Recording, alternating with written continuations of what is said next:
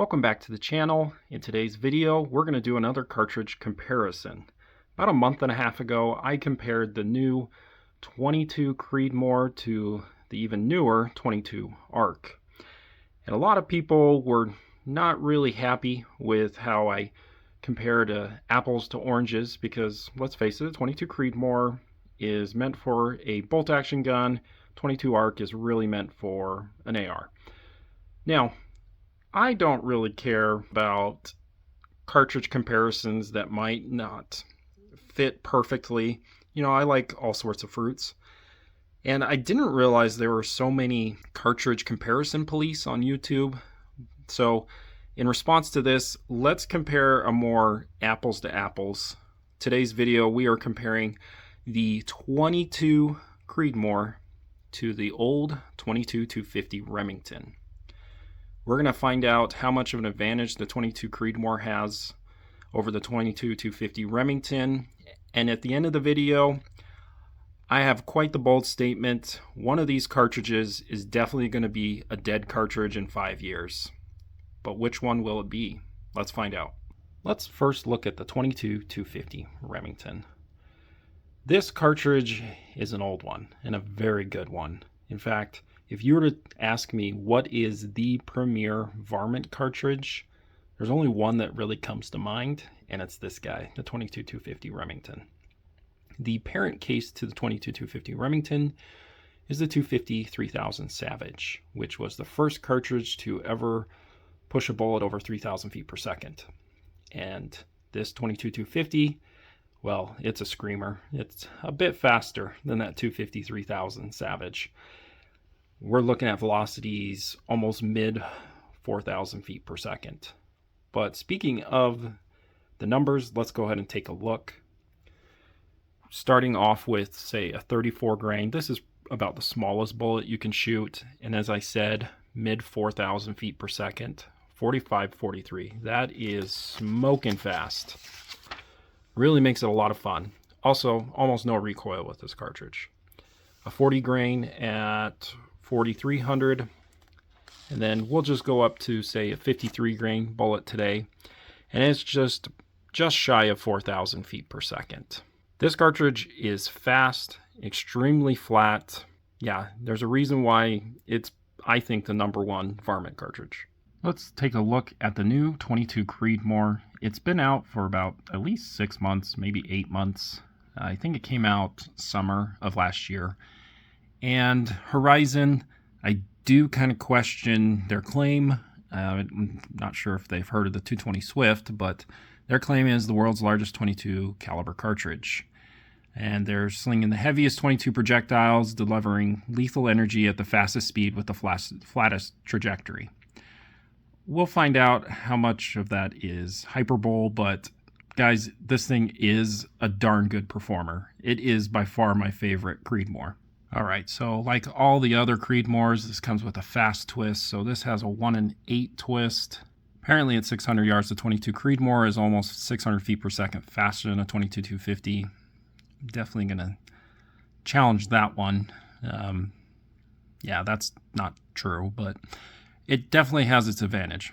One last thing, again, you guys got to realize how much hyperbole this is. At 1,000 yards, the 22 Creedmoor has enough energy for hunting deer. No. I guess they think 643 foot-pounds of energy at 1,000 is enough for deer. Let's see how the 22 250 Remington does. We're just going to go out to 400 yards. The bullet I'm using is a 53 grain Varmageddon from Nosler, a BC of .303.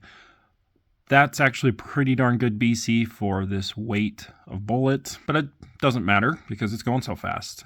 It's going 3,900 feet per second, almost 1,800 foot-pounds of energy. And let's just go out 400 yards, 2,551 feet per second. Energy, I don't really care. It's a varmint cartridge, but it's 766. Wind drift with 10 mile per hour wind, 13.11. And then the drop, well, this is one of the flattest cartridges you can get, 15.1 inches when sighted in at 100. Let's take a look at the 22 Creedmoor. We are going to use a higher BC bullet because, well, why not? We can. So Again, not an apples to apples, but we're doing it anyway. We're going to use a 75 grain. I believe it's an ELDM with a BC of 0.467.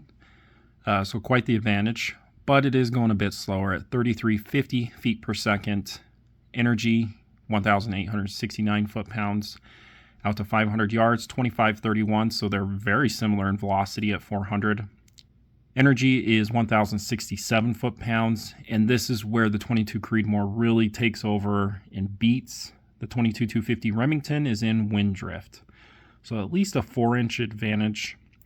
Drop, well, it's going slower and it's a heavier bullet, so there still is that advantage for the 22-250 Remington, about a 4-inch advantage. And before I forget, let's look at the 22-250 Remington velocity with this 53 grain bullet at 600 yards, 2,009 feet per second. Horizon claims that the 22 Creedmoor has almost 600 feet per second advantage. And at 600, not quite. Probably a little over 150 feet per second advantage, which definitely has an advantage. Let's be honest, the 22 Creedmoor is the new, better version of a 22-250 Remington, but nowhere close to 600 feet per second advantage.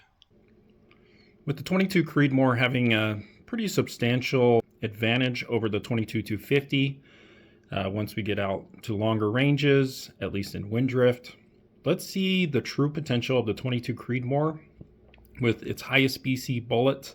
We're going to use a 90 grain A-tip with a G1 BC of 0.585, a muzzle velocity of 3,150 feet per second. Now, these velocities I'm going to be used, give or take 50 to 100 feet per second, depending on your barrel length. Energy, we don't really care about the energy, but I thought I'd show it anyway. With a muzzle energy of 1983, 500 yards, the bullet's going 2366, 1,119 foot-pounds, 38.1 inches of drop when sighted in at 100, and 2.48 MOA adjustment for a 10 mile per hour wind. Out to 1,000, the bullet's going 1,710 feet per second, 585 foot-pounds of energy, only 236 inches of drop, which is pretty darn good. And then it's 5.79 MOA. Now let's compare it to the 6mm Creedmoor with a 110 grain A-tip with a BC of 0.604, a muzzle velocity of 3,050 feet per second, 2,273 foot-pounds of energy at the muzzle. At 500, the bullet's going 2305, so it's just a tad slower than the 22 Creedmoor. And your energy, however, is a little bit more, almost 1,300 foot-pounds. So it almost has a 200 foot-pound advantage at 500. 40.8 inches of drop, so just dropping a couple inches more. And then 2.51 MOA adjustment for wind. Almost identical. Out at 1,000, the bullet's going 1,679 feet per second. They're within 40 feet per second or 30. 688 foot-pounds, so about a 100 foot-pound advantage for a 6mm Creedmoor, but 249 inches of drop compared to 236. So the 22 Creedmoor is definitely flatter. And then 5.82. They are almost identical with the slightest advantage to the 22 Creedmoor. Now let's look at the Grandpa cartridge, the one that started it all for the two cartridges above it. The 6.5 Creedmoor 135 grain A-tip with a BC of 0.637, muzzle velocity of 2,800.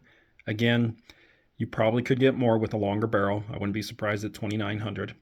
And then 2,351 foot-pounds at 500 yards. The bullet's going 2127 feet per second, so about 200 feet per second slower than the 6 and the 22 Creedmoor. But it has the most energy at 500. 1,356 foot-pounds, but it's not a huge advantage. 49.7 inches of drop. So it has a bit more drop than the other two. And then 2.67 MOA adjustment. Right there with the others. Extremely close. Probably not even noticeable. At 1,000, 1,563 feet per second. 732 foot-pounds of energy. So one thing to note, none of these cartridges are good big game long distance cartridges. 295 inches of drop, so quite the advantage for the 6 and the 22 Creedmoor. And 6.18.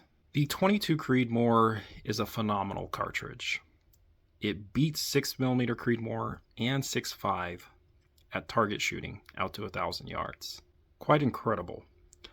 However, the 22 Creedmoor does not have the support of Hornady. Hornady is really pushing and marketing for a 22 ARC, and Horizon was the one that introduced the 22 Creedmoor. Now, Hornady does make factory ammo for the 22 Creedmoor, but the 22 Creedmoor does not have the big red marketing machine behind it. So when I said one of the cartridges, the 22-250 Remington or the 22 Creedmoor, is going to be dead in 5 years, it's not going to be the 22-250 Remington that's going to be dead. Unfortunately, I think it's going to be the 22 Creedmoor, which is really sad. As I said, I think it's the best Creedmoor.